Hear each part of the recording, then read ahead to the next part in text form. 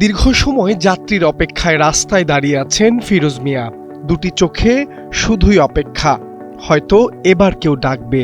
কিন্তু একের পর এক যাত্রী উঠে যাচ্ছে ব্যাটারি চালিত অটোরিকশায়। ফিরোজ মিয়ার মতো হতাশ রাজধানীর হাজার হাজার সিএনজি চালক। তাদের অভিযোগ, সরকারকে কর দেওয়া থেকে শুরু করে ফিটনেস, রুট পারমিট সহ সব নিয়ম মানার পরেও যাত্রী হারাচ্ছেন তারা। অন্যদিকে নিয়ন্ত্রণহীনভাবে বাড়ছে ব্যাটারি চালিত অটোরিকশার দাপট। একসময় রাজধানীর অলিগলি থেকে প্রধান সড়ক সবখানেই যাত্রী পরিবহনের অন্যতম ভরসা ছিল সিএনজি। এখন সেই জায়গা দখল করেছে অটোরিকশা। স্বাভাবিকভাবেই সিএনজি চালকরা কাঙ্ক্ষিত যাত্রী পাচ্ছেন না। এতে প্রতিদিনই কমছে আয়, বাড়ছে সংসারের চাপ। অটোর লেগে আমরা পারি না, কিছুই পারি না। অটোর লেগে অটো সব কিছু করতেছে। আমরা হইলো কাগজপাতি সরকার ট্যাক্স দিতেছে, আমরা কিছুই করতে পারি না। ওরা ট্যাক্স ছাড়া ওরা আমরা সামনে যাই, টিপ নিয়ে জায়গা আমরা এটা পারি না।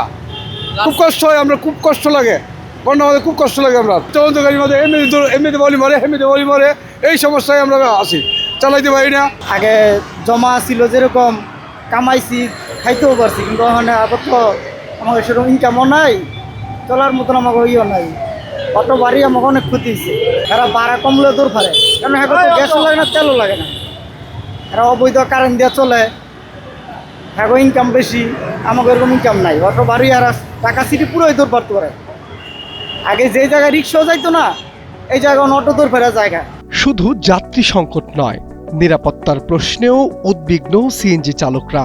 তাদের অভিযোগ, ব্যাটারি চালিত অটোরিকশার নেই নিবন্ধন, নেই চালকদের প্রশিক্ষণ, হঠাৎ লেন পরিবর্তন, যত্রতত্র যাত্রী ওঠানামা এবং ট্রাফিক নিয়ম না মানার কারণে প্রায়ই দুর্ঘটনার শিকার হন সিএনজি চালকরা।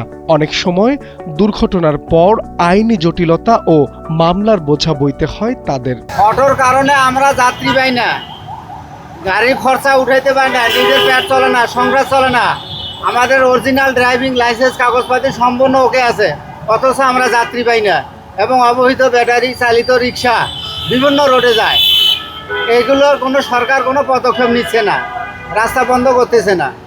সারাদিন আমরা এখন গ্যাস পাইতেছি না, রাতের পর রাত, দিনের পর দিন পাম্পে বসে থেকে সময় কাটাচ্ছি, কিন্তু মালিক জমা ছাড়া বোঝে না, জমা নিবেইছে। রোজ যেখানে চলবে সেখানে চলুক, কিন্তু মেইন রাস্তা, হাইওয়ে রাস্তাগুলো যেন অটো বন্ধ করে। নতুন করে যোগ হয়েছে আরেক ভোগান্তি, গ্যাস সংকট। দিনের বড় একটি সময় সিএনজি ফিলিং স্টেশনে লাইনে দাঁড়িয়ে কাটাতে হয় চালকদের। অনেক সময় কয়েক ঘন্টা অপেক্ষা করেও মিলছে না গ্যাস। ফলে রাস্তায় নামার আগেই নষ্ট হয়ে যাচ্ছে আয়ের মূল্যবান সময়।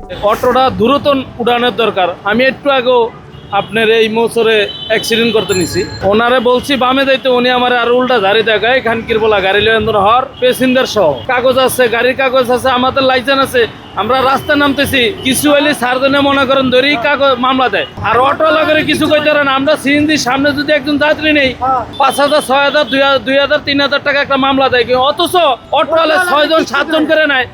এত এটা রিক্সের ব্যাপার, তারপরও সারজনে কিছু বলতেছে না, ট্রাফিক কিছু বলতেছে না। যোগাযোগ বিশেষজ্ঞরা বলছেন, বিষয়টি শুধু সিএনজি চালকদের আয় রোজগারের নয়, এটি নগর পরিবহন ব্যবস্থাপনারও একটি বড় চ্যালেঞ্জ। তাই প্রয়োজন সমন্বিত, বাস্তবসম্মত এবং কার্যকর নীতিমালা।